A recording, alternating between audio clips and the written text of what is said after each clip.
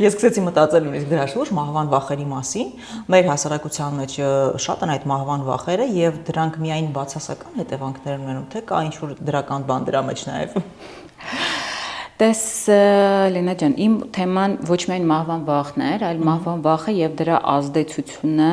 մարդու ձեռքբերումների գնահատման եւ արժեքային համակարգի փոփոխության վրա,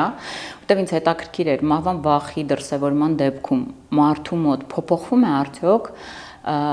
վերաբերմունք իր ձեռքբերումների նկատմամբ, իր արժեքային համակարգում փոփոխություններ լինում են, չեն լինում, եւ շատ հետաքրքիր այո վերլուծություններ ստացանք 2 տարիքային տարբեր խմբերում 20-ից 30 եւ 40-ից 50 տարեկան խմբերում կին եւ տղամարդ բավական մեծ հետազոտություն իրականացրեցի վերջին հաշվով ցանկացած այսպեսի արտահայտություն կա որ ցանկացած վախ վերջին հաշվով մահվան վախ է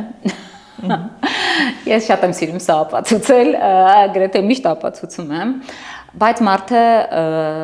սովորական վախերին այլ կերպ է վերաբերվում, եթե չի գիտակցում, որ դրա խորքում մահվան վախն է, եւ մահվան վախին լրիվ այլ կերպ է վերաբերվում։ Եվ ես կարծում եմ, որ նույնը ինչ որ ցույց տվեց հետազոտությունը, սրա հիմքում կա բավական կրոնական հիմք,